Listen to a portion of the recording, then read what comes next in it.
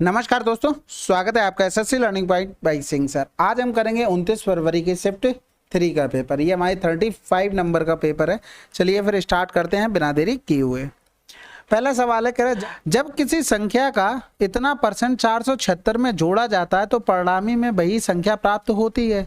संख्या का मान देखो, 100 का अगर 32% करेंगे 32 हो गया। इनका डिफरेंस कितना है? 68। इसी का मान दिया गया था 476। नहीं समझ में आया होगा भाई। देखो ये परसेंटेज में था, ये परसेंटेज में था। 476 में अगर हमने 32% जोड़ दिया तो यही तो नंबर बन गया 100%। इन दोनों का डिफरेंस क्या है? 68%। इसी का मान 476 हो गया। हमें निकालना था 100%। तो 17 दूनी 34 हो गया। तो और बचा कितना है? 13। 17 अट्ठे 136, 17 चौकू 68, घोड़े में 100, यानी कि 4 सत्ते 28, 700 आंसर। अगला सवाल, 10% की वार्षिक दर पर उधार दी गई एक निश्चित धनराशि पर 1 वर्ष के लिए चक्रवृद्धि ब्याज अर्धवार्षिक रूप से संयोजित और 1 वर्ष के लिए साधारण ब्याज के बीच अंतर इतना है तो उधार दी गई धनराशि। बहुत बार बता चुके हैं भाई। रेट हमारी हो जाएगी 5%। अब 6 महीने की बात कर लेते हैं भाई। अगर सीआई निकालते 6 महीने का, अल्टीमेटली 2 साल बोल सकते हैं। तो यहाँ पर इस तरीके से बनता है ट्री मेथड से, यानी कि ये पहले साल में तो चाहे सीआई ले लो चाहे एसआई, दोनों जगह बराबर रहेगा। लेकिन इस पर जो ब्याज मिलेगा वही डिफरेंस आ जाएगा। किस पर? सीआई पर जो पहले साल का आया उसका पहले साल पर भी ब्याज मिल जाता है। अब यहाँ पर 2 साल का डिफरेंस ही तो ये होगा, यानी कि ये जो मान आया है वो 305 आया है। यानी कि 2 साल के डिफरेंस का फार्मूला होता है R/100 की पावर में 2। तो डिफरेंस हमको 305 दिया था। पी का मान निकालना था। रेट हमारी 5% हो गई, बटे में 100 और पावर में 2। 5 दूनी 10 हो गया, यानी कि 4 हो जाएगा। 4 पंजे 20, 4 तियां 12। कहीं लिखा है 122? आंसर लगा दो। जीरो से मतलब नहीं, ऑप्शन नहीं चाहता है। 17 छात्रों का औसत 53 है। उस समूह में एक नया छात्र को शामिल करने के बाद औसत भार 2 kg बढ़ जाता है।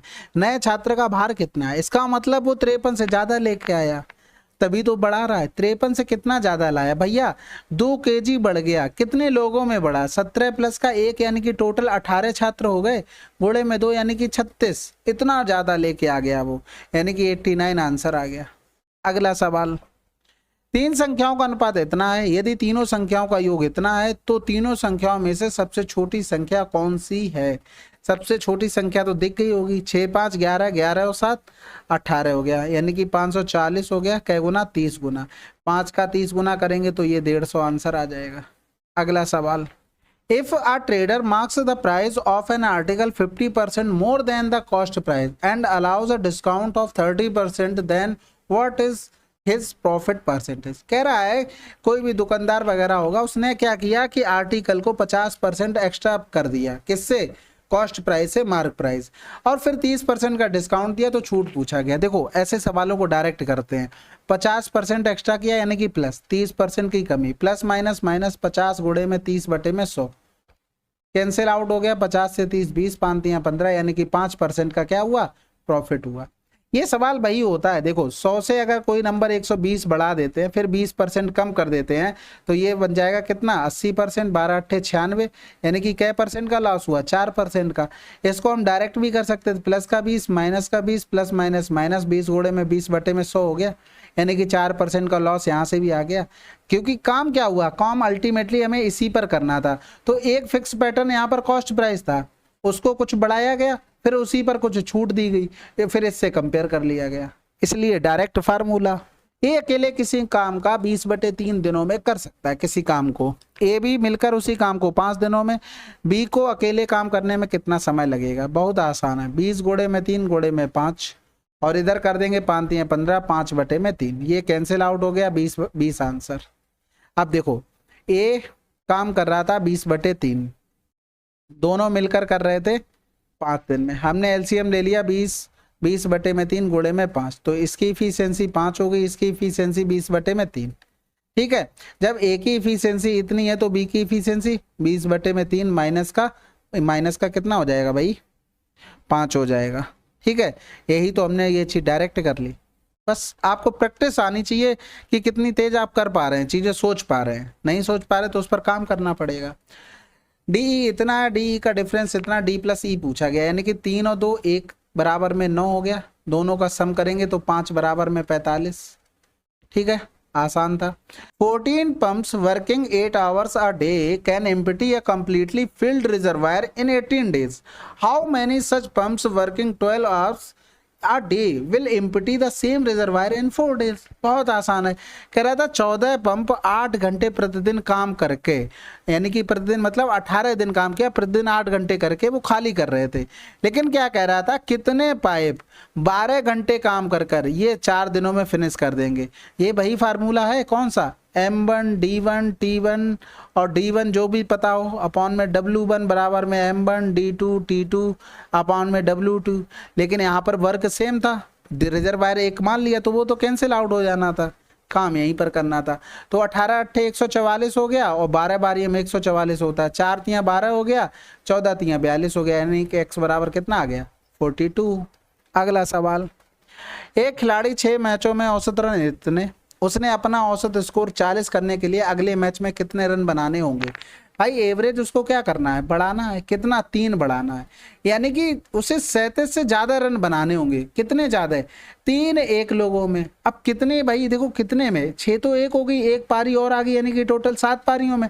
तो 7 गुणे में 3 कर देंगे, यानी कि 21 रन एक्स्ट्रा बनाने होंगे। तो 7 1 8 3 2 5, आसान था ना। एक व्यक्ति ने 15% वार्षिक दर पर साधारण ब्याज पर एक निश्चित धनराशि ऋण पर दी और उस धनराशि पर 6 वर्षों में प्राप्त ब्याज ऋण पर दी गई धनराशि से 800 रुपए कम है। ऋण पर दी गई धनराशि कितनी है। कहने का मतलब ये है कि अगर प्रिंसिपल हमारे पास 100 है, रेट हमारे पास 15 है, टाइम हमारे पास 6 है, तो कह रहा था ऋण पर दी गई धनराशि से 800 रुपए कम है क्या चीज, साधारण ब्याज पर एक निश्चित धनराशि ऋण पर दी गई और उस धनराशि पर 6 वर्षों में प्राप्त ब्याज। तो हमारे हिसाब से ब्याज कितना हो गया 90, अंतर कितना हो गया हमारे पास 10, 10 बराबर में 800, तो धनराशि यानी कि 100 बराबर में निकालेंगे तो ये 8000 आंसर। बस समझने की देरी थी, बाकी तो आंसर आ ही जाना था। 6 दूनी 12 हो गया, 3 दूनी 6 हो गया, यानी कि इधर प्लस का 20 हो जाएगा, 48 प्लस का 20। ये आसान था। अगला सवाल, एक अर्धगोले का व्यास दिया गया था, अर्धगोले का आयतन। देखो रेडियस कितनी होगी 63 बटे में 2, गोले का आयतन क्या होता है 2 बटे में 3, 22 बटे में 7, RQ का मतलब 63 बटे में 2, 63 बटे में 2 और 63 बटे में 2।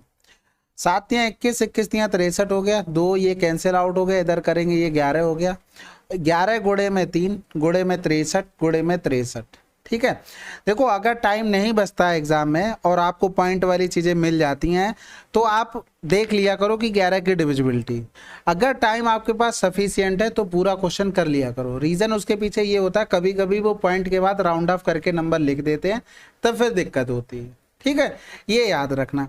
तो देखो 63 का स्क्वायर तो निकालना आसान है, 3 का 3 में गुणा किया, 3 3 का 9 हो गया, 3 6 18 हो गया, 6 3 18 36, हासिल लगा 3 6 रंग 36 3 39। अब यहाँ पर गुणे में 3 गुणे में 11 बटे में 2 है।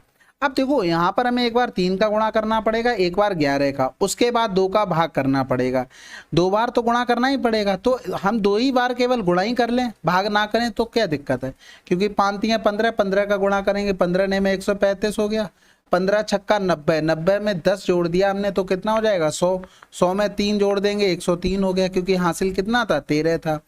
15 ने में 135 हो गया, 10 जोड़ देंगे तो 145 हो गया, हासिल लगा 14, 15 तियाँ 45 और 4 59 और 49 और 10 59 हो गया, गुणे में कर देंगे 11 बटे में 10 है, यानी तो 11 के कर देंगे 5 5 3 8 5 3 8 9 5 14 हो गया, 9 5 14 1 15 हो गया, 5 1 6 बटे में 10 हो गया। कहीं लिखा 654885, बस खत्म हो गया। अगला सवाल सिंप्लीफिकेशन का है। सबसे पहले तो 5 अट्ठे 40, 5 चौको 20 हो गया, इधर करेंगे तो 21 सत्ते से 147, 21 पंजे 105 हो गया, ये प्लस का था, यानी कि इधर करेंगे ये 5 हो गया, 4 हो गया, 8 1 9 हो गया, यानी कि हमें 5 यूनिट डिजिट चाहिए, वो भी माइनस में, तो ऑप्शन में काफ़ी जगह मिल रहा है। 10 में 5 गया 5 हो गया, 6 से 4 गया तो 2 हो गया, 2 5 तो एक ही में था, बाकी 13 में से 9 गया, 13 क्यों बचेगा, ठीक है 14 9 5 बचेगा, आसान था। एक कुर्सी इतने में खरीदी जाती है और 25% की हानि पर बेची जाती है तो कुर्सी का विक्रय मूल्य कितना होगा।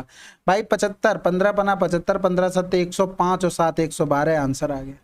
1500 का में केवल 75% निकालना था बस। अगला सवाल, कह रहा था the numerator of a fraction is increased by 88% and the denominator is increased by 55%, the value of the fraction become this, what is the original fraction. कुछ नहीं करना था इसमें भाई, देखो 1504 में 55% इंक्रीज यानी कि 155 और 88% डिक्रीज इंक्रीज वो इसमें हो जाएगा बस, यानी कि 4 चौकू 16, 4 सत्ते 28 हो गया। इधर करेंगे तो 4 चौकू 16 ज़्यादा हो जाएगा, 4 तियाँ 12 हो गया, 4 सत्ते 28 हो गया, बचा 2, 4 छंग 24, 8 सत्ते 56, 8 चौक 32 और 5 37 हो जाएगा, 8 बार चला गया। इधर करेंगे तो 5 तियाँ 15, 5 एकम 5 हो गया, 5 एकम 5 हो गया, 2 बचा, 5 25, 5 25, ये 5 बार पूरा कट जाएगा यानी कि 8/5 आंसर। भाई देखो कोई नंबर था x अपॉन में y रहा होगा, इसमें वृद्धि करेंगे 188% हो गया, इसमें 155% हो गया, ये मान बन गया जाके 1504/775। परसेंटेज से परसेंटेज कैंसिल आउट हो गया, बाकी कैलकुलेशन में आपको यही करना पड़ेगा, तो डायरेक्ट लिख लो इस चीज को, क्यों हमें बेसिक से बनाना पड़ेगा। एक दुकानदार एक वस्तु के अंकित मूल्य पर इतने की छूट देकर बेचता है, विक्रय मूल्य इतना हो जाता है वस्तु का अंकित मूल्य। आसान है भाई, विक्रय मूल्य हमने 100 मान लिया, 18% की छूट देंगे तो बच जाएगा 82, इसी 82 का मान दिया गया था 574।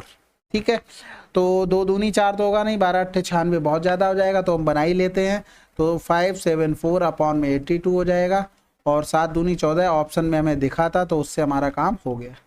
ठीक है, अगला सवाल, वह छोटी संख्या कौन सी है इतने इतने और 2 की गुणज हो। तो 2 के तो गुणज सभी है भाई, अब 7 तियाँ 21 हो रहा और 5 तियाँ 15 हो रहा, यानी कि 5 का गुणज होने के लिए लास्ट में 5 चाहिए या तो 3 चाहिए, तो ये सॉरी या तो 0 चाहिए। ठीक है, तो ये तो चला गया क्योंकि हमें 0 लास्ट में या तो 5 चाहिए ही चाहिए था।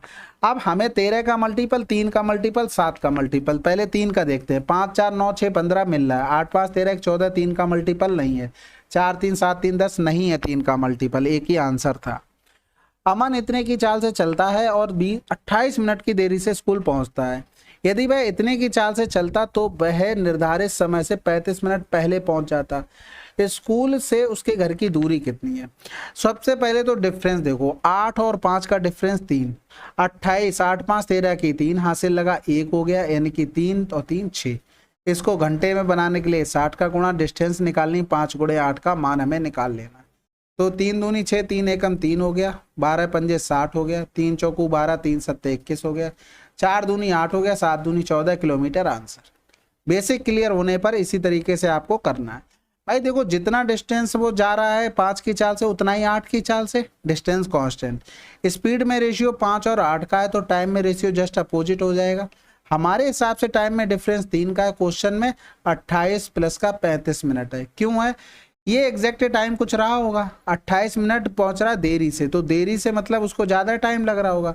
35 पहले पहुंच रहा तो वो इधर कहीं पर, यहाँ से यहाँ तक डिफरेंस कितना आ जाएगा, 8 5 13 हासिल लगा 1 हो गया, 4 2 6, बस ये दिया गया था।